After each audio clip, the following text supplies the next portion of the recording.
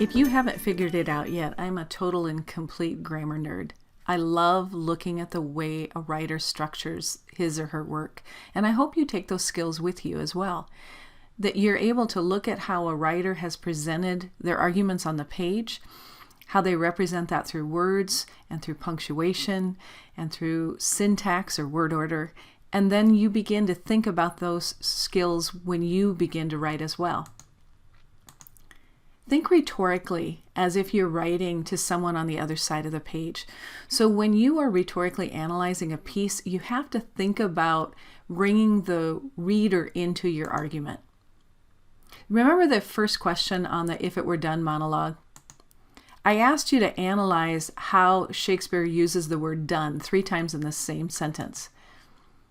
The first thing that you have to do is you need to give the reader a topic sentence to explain that that is what you're going to do. Shakespeare repeats the word done 3 different times in line 1, each with slightly different meanings. So now as a reader, I know that you're going to take me through those 3 different readings.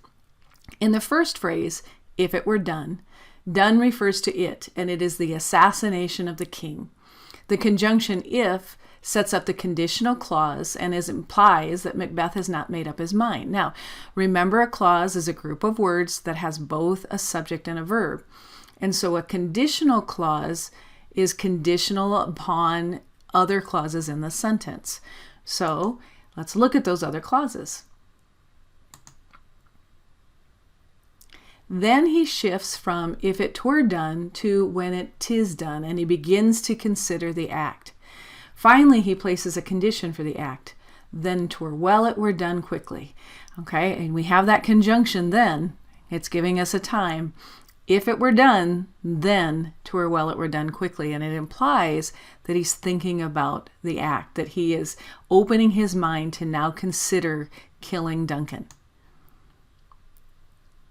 I love the word when. It's really cool because it can be used 4 different ways.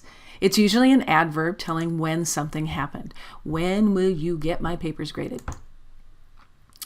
It's also a conjunction, and that's how it's being used in this case. In some cases, it is considered a conjunction because it joins 2 clauses or phrases together by suggesting the time. Think about substituting the words whereas or although. When 'tis done, 'twere well it were done quickly. I did not love Shakespeare when I was in high school, and that is a true story. Of course, I do now. It can also be used as a pronoun when it replaces a noun. It's a pronoun when it represents an unspecified time. You need to report by when. Rarely, it acts as an abstract noun. I am concerned with the when. When will we go back to a normal schedule? Whenever a word is preceded by a, the, or an, which are all special kinds of adjectives called articles, then we also call them noun markers. You know that a noun is coming, and so it helps you to be able to understand how a word functions in the sentence.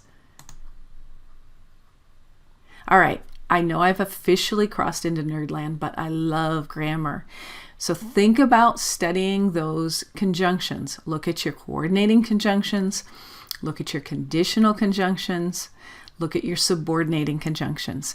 They are going to tell you that something is coming that is juxtaposing with another idea in a sentence, or something is coming that you need to pay attention to.